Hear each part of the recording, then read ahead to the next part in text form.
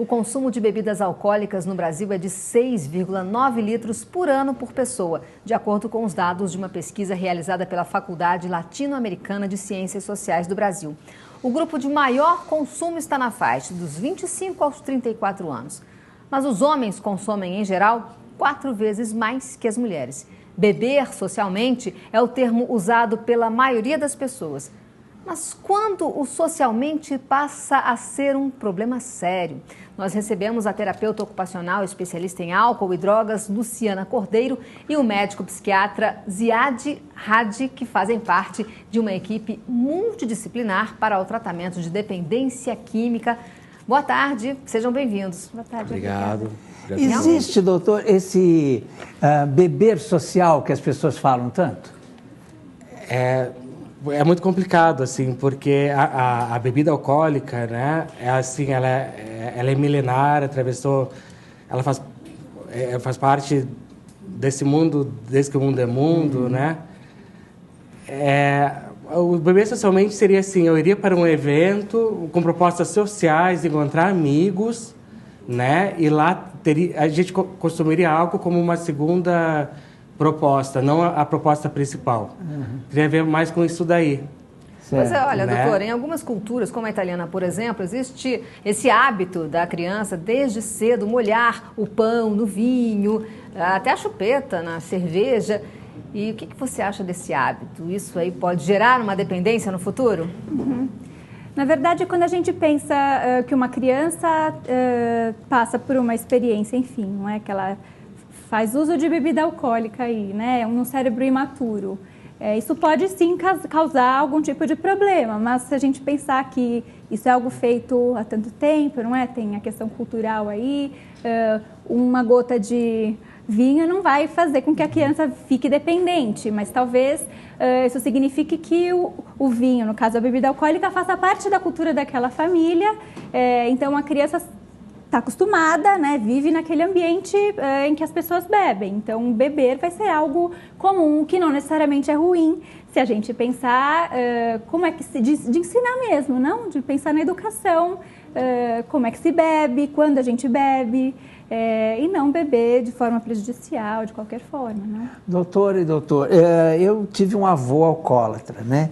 E convivi com ele dentro da minha casa, quer dizer, eu vi como era difícil, né? Então, eu tenho horror de bebida. Eu não gosto do gosto. Eu digo que meu paladar é retardado, que ele é infantil, porque eu não consigo, só consigo tomar refrigerante, essa coisa toda. Então, não é por preconceito, não é por nada, por medo de beber, nada. Eu não gosto do gosto mesmo de bebida, então eu não bebo. Aí eu queria saber se isso tem a ver, isso é cultural mesmo, quer dizer, quando você vê alguém na família, quer dizer, isso pode provocar que você não goste de bebida?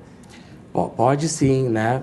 Porque se você está acostumado, assim, crescendo naquele ambiente, para uma criança não é um cheiro muito agradável mesmo, né? Então, precocemente já cria aquela ojeriza daquilo, né? Pode sim por esse motivo. Mas, por outro lado, eu acho que quando você tem um alcoolista na família, você precisa ficar muito atento, né? Porque a chance de desenvolver alcoolismo, dependência de álcool, é o dobro, né? Então... Tem algum fator genético? Tem. Assim, não preciso ter familiar alcoolista para eu desenvolver alcoolismo, tá? Não preciso.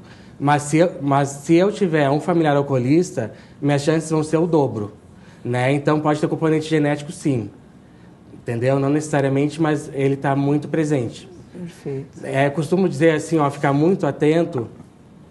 Se você tem um familiar alcoolista e se você começou a beber precocemente, né? Porque, assim, quanto mais precocemente o cérebro, informação é exposto ao álcool, mais tendência você vai ter de virar um alcoolista, né? Por exemplo, se a pessoa ela começou a beber antes dos 14 anos, isso é estatística no Brasil, começou a beber antes dos 14 anos, a chance dela virar um adulto dependente é 47%. Nossa. Agora, se ela começou a beber depois dos 21 anos, a chance dela virar um alcoolista é 9%. Né? E assim, o que eu acho muito preocupante hoje no Brasil, né, e eu acho que a gente vai ter muito problema grave daqui a 20, 30 anos, já começamos a ter, é o grande número de jovens começando cada vez mais cedo na bebida alcoólica. Inclusive as meninas, né? Hoje. Isso. Né? Enquanto que nos outros países vem diminuindo essa incidência, no Brasil vem aumentando cada vez mais. Hoje, você encontra os jovens começando a beber com 12 anos. Antigamente era com 18, depois com 17, e hoje é com 12 anos. Né? A gente está vivendo essa coisa da Abramet, né? De políticas públicas, se beber não dirija, o que é uma atitude excelente. Mas, por exemplo, de repente proibir vender bebida alcoólica na porta da faculdade. Né? Então, acho que a gente precisa de políticas públicas que controlem isso. 12, 14 anos, essas crianças estão bebendo aonde? Nas festas, em casa? Eu acredito que em festas e também em casa também, né? Acho que tem as coisas cultural que muitas vezes começa a beber em casa com o pai e a mãe, né? E também assim, acho que a permissividade, você encontra bebida de álcool cada vez mais perto de você, né? Apesar que teve essa lei que foi bom, que não pode comprar bebida antes dos 18 anos, mas mesmo assim dá um jeito de traficar. Mas é preciso mais, né? Doutora, como é que a gente consegue perceber o limite entre vamos dizer, o consumo de drogas simplesmente e aquela coisa do alcoolista mesmo, quando a pessoa é alcoolista? Quando ele passa a ser prejudicial, né? Quando a pessoa começa a fazer um uso prejudicial. Na verdade, quando a gente percebe que a pessoa tem algum prejuízo importante, social, então tem dificuldade de cumprir os horários, tem dificuldade de ir à escola, ou então bate o carro, né? Um outro tipo de prejuízo, um prejuízo mais físico, né? O financeiro, acaba com o dinheiro da família porque comprou montes de droga. Dizem enfim. que o verdadeiro alcoólatra ou alcoolista, né, é aquele que diz sempre assim, não, eu estou bebendo, eu estou acostumado, eu não fico bêbado. Né? Esse que é o perigoso, não é isso? Vocês que lidam, né? É difícil a gente poder dizer assim, eu tenho um problema com isso, né? Porque é um hábito, todo mundo faz, então o limite realmente, como você foi falando, é bastante tênue, né? É sutil essa linha aí de quando é um uso prejudicial e quando é só um uso. E ainda tem a dificuldade de quando o uso, a pessoa fica alcoolista mesmo, não é? Que tem uma dificuldade de segurar o limite aí da bebida, então começa a beber e tem uma dificuldade de parar, ou então quando precisa de doses cada vez maiores para chegar naquele prazer anterior, né? Ou ainda quando tem, a gente chama de síndrome de abstinência, quando encerra o uso, então a pessoa bebe por um tempo, encerra o uso e no dia seguinte acorda passando mal, tem aqueles tremores, então também agora, o jeito de tratar, quer dizer, é com psicoterapia ou realmente tem que atuar com remédio mesmo, porque é uma coisa química? Na dependência de álcool, obrigatoriamente precisa ser medicado, tá? Tem duas dependências que obrigatoriamente precisam receber medicação quando entra na síndrome de abstinência, que é o alcoolismo e dependência de opiáceo, né? Pessoas dependentes de morfina, heroína.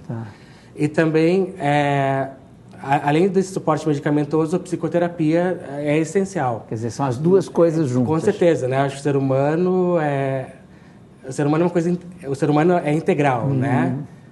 E eu acho que os resultados têm mostrado, os estudos, que quanto mais você puder conciliar as duas coisas, medicamentoso e terapia, melhores serão os resultados. E só para complementar, o trabalho com a família também costuma ser importante, né? Acho que na sociedade de uma forma geral. Então, também nas escolas, se a gente pensar nas unidades de saúde, com as famílias em si, então isso... Uma dica, assim, genérica, vamos dizer assim, que não dá para entrar em detalhe de cada caso, mas o que a família pode fazer pelo dependente de álcool?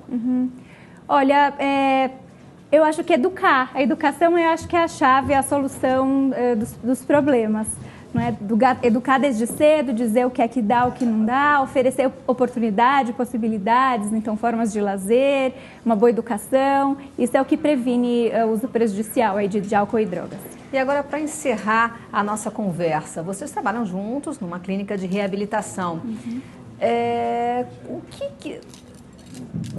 Existe algum fator parecido entre essas pessoas todas que procuram a clínica? Existe algum fator que detone essa vontade da pessoa virar um alcoólatra?